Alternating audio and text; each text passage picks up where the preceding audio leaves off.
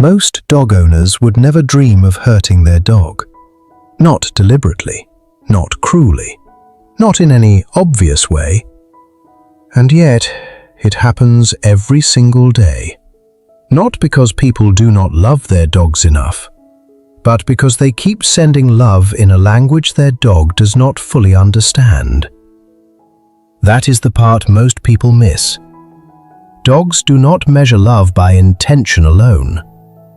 They measure it through safety, clarity, respect, predictability. The feeling that the person in front of them is actually listening. So yes, you can adore your dog and still do small things that quietly chip away at trust. Not because your dog is dramatic, not because they are overly sensitive, but because what feels harmless to a human can feel confusing, dismissive, or even frightening to a dog. Today we are breaking down 7 everyday things that hurt your dog's feelings more than most owners realize. And stay for number 7, because that is the one people justify the most. The one they call discipline. The one they believe is making their dog stronger, when in reality, it can do the exact opposite. 1. Punishing the warning instead of listening to it. A dog licks their lips, looks away, freezes for half a second, turns their head, moves back. Maybe, eventually, they growl. And what do many owners do? They correct the growl. They tell the dog off. No, stop that, don't you dare. But the growl was not the problem. It was the final sentence in a conversation the dog had already been trying to have. Dogs are constantly giving us early signals when they are uncomfortable. Most of them are subtle, most of them are polite, and most people miss them entirely. So when a dog finally escalates and we punish that escalation, what we are really teaching is this: do not tell me how you feel, just endure it. And a dog who learns that honesty is unsafe does not become calmer.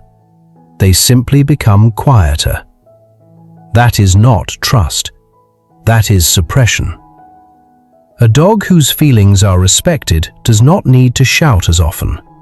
A dog whose feelings are ignored learns that communication does not work. And that is one of the quietest, deepest ways a bond gets broken. 2. Loving them physically when they have not said yes.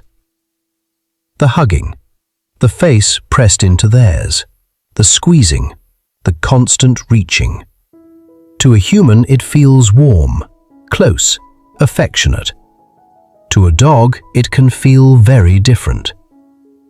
A lot of dogs tolerate this because they know you, because they are gentle, because they have learned not to protest. But tolerance is not the same thing as enjoying it. When a dog turns their head away while being kissed, that means something. When their body stiffens mid-cuddle, that means something. When they yawn, lick their lips, or go still while being handled, that means something. And when we ignore those signals because we are being loving, the dog learns something unfortunate. My comfort matters less than their affection. Real affection in a dog's world is much quieter than people think. A hand offered before touch. A stroke on the chest rather than a hand dropped over the head. Space to move away without being followed. Contact that feels invited, not imposed. Many dogs love touch, but they love safe touch, predictable touch, touch that respects their body. And when you get that right, your dog does not just feel handled, they feel understood. 3. Changing the rules depending on your mood. One day the dog is allowed on the sofa. The next day they are told off for it. Last week jumping up was funny. This week it is rude. Yesterday the barking made you laugh. Today, it made you snap. Humans can live with inconsistency better than dogs can. Dogs live in patterns. Patterns are how they make sense of us, how they predict what happens next, how they decide what is safe. And when the rules keep shifting depending on what kind of day you are having, the dog cannot build a reliable map. That matters because researcher Lisa Horn, studying what is known as the secure base effect in domestic dogs, helped demonstrate that a trusted owner functions as the stable point from which the world becomes manageable. Think about what that means. Your dog uses you as their anchor, and an anchor has to hold. If your tone changes unpredictably, your boundaries move, and your reactions depend on what version of yourself showed up today. The dog starts living with low-level uncertainty. Not because you are cruel, because you are inconsistent, and uncertainty has a cost. It makes dogs more hesitant, more watchful, less sure of what they are going to get. And if this is giving you a new way of looking at your own habits, subscribe and stay with us. This is exactly what this channel is for. Not guilt, not judgment. Real understanding. The kind that makes life better for both of you. 4. Turning every walk into a mission. For a human, a walk is movement. Point A to point B. Exercise done, box ticked. For a dog, a walk is information. It is reading the neighborhood, checking who passed through overnight, who was stressed, who was unwell, what changed, what is new, what is safe.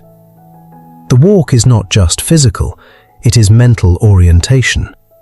So when every single walk becomes, "Come on, hurry up, leave that, not now, move, faster," the dog loses one of the most important emotional outlets in their day. And over time, that quietly damages the relationship. Because the walk starts to feel less like shared time and more like being dragged through a world they were never allowed to understand.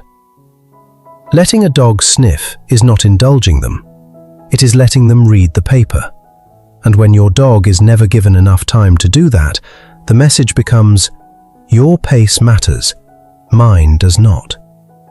To a dog, that is not a small thing. 5. Pushing them through fear instead of helping them through it. This one almost always comes from good intentions. He has to get used to it. She needs to be braver. If I keep exposing her to it, she will realize it is fine. Sometimes gentle exposure works, but often what owners call confidence building is something else entirely. The dog is overwhelmed. The dog is not coping. And instead of being helped, they are being held in place by force, pressure, or sheer insistence. The stranger is too close. The children are too loud. The other dog is too much. The room is too busy. And the dog is not learning that the world is safe. They are learning that you will keep them in it even when they are frightened. That changes something. Because now the distress is not just about the event. It becomes attached to your judgment too. A dog who feels emotionally safe with you believes, "When I struggle, this person notices." A dog who gets pushed through fear repeatedly starts to believe, "When I struggle, I am on my own." Real confidence grows from supported exposure, choice, distance, recovery, small wins. Not from being carried into overwhelm and told it is good for you. 6. Only noticing them when they are loud. The dog barks. Now you pay attention. The dog paws at you. Now you look. The dog whines, jumps, insists, and suddenly they have your full presence. Meanwhile, all the quieter moments went unnoticed. The soft lean against your leg, the calm look across the room, the way they settled near you without asking for anything. The toy dropped gently at your feet. The quiet check-in at the doorway. Dogs are constantly making bids for connection that are easy to miss because they are not disruptive. And if the only bids that ever work are the noisy ones, the dog learns something very practical. Calm connection is invisible. Intensity gets results. That is how some owners accidentally train the very neediness they find exhausting.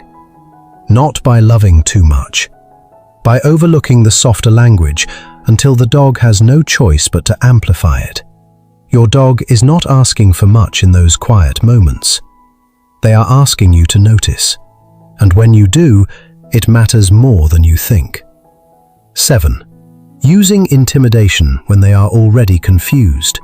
The stern voice, the looming posture, the leash jerk, the repeated no delivered with frustration rather than clarity.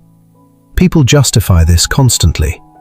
The dog is stubborn, testing me, trying to dominate, needs to know who is in charge. But so often, the dog is not being defiant. They are conflicted, underinformed, overwhelmed, or simply afraid. And when confusion gets met with intimidation, something very specific happens. The dog does not become more emotionally secure. They become more cautious around you. Sometimes it is just a dog who obeys, but with less joy in their body. And there is research behind exactly why this matters. Behavior researcher Rachel Casey and her colleagues found that dogs trained with more aversive methods appeared more pessimistic in cognitive tasks, meaning they were more likely to expect a negative outcome. And critically, this was not just a change in behavior, it was a change in mood. Not what the dog does, how the dog feels about the world. So when a dog is already unsure, and our answer is pressure instead of clarity, we are not toughening them up. We are teaching them that the world is less safe than it looked a moment ago. And if there is one everyday thing that quietly hurts a dog most deeply, it is probably this: making them feel small in the very moments they most needed guidance. None of that makes you a bad owner. It makes you human. But dogs are extraordinarily forgiving. When your love begins to feel safe in their language, the whole relationship changes. Your dog is not asking you to be perfect. They are asking you to be understandable. And once you become that, you have a dog who feels emotionally at home with you. Every video on this channel begins the same way, with a question most dog owners have never stopped to ask. And then we go looking for the real answer. Not the simplified version. Not the comfortable assumption. The actual science. The studies. The behavioral research that takes years to surface and rarely reaches people in a way that feels like a real conversation. That is what we do here, every single time. If this video gave you something, a new way of seeing your dog, or a moment that made you stop and think, then do one thing before you leave. Hit like. Drop a comment telling us which of the 7 surprised you most. And subscribe so you do not miss what we are putting out next. Because the more you understand your dog, the better life gets for both of you. And that is always worth showing up for.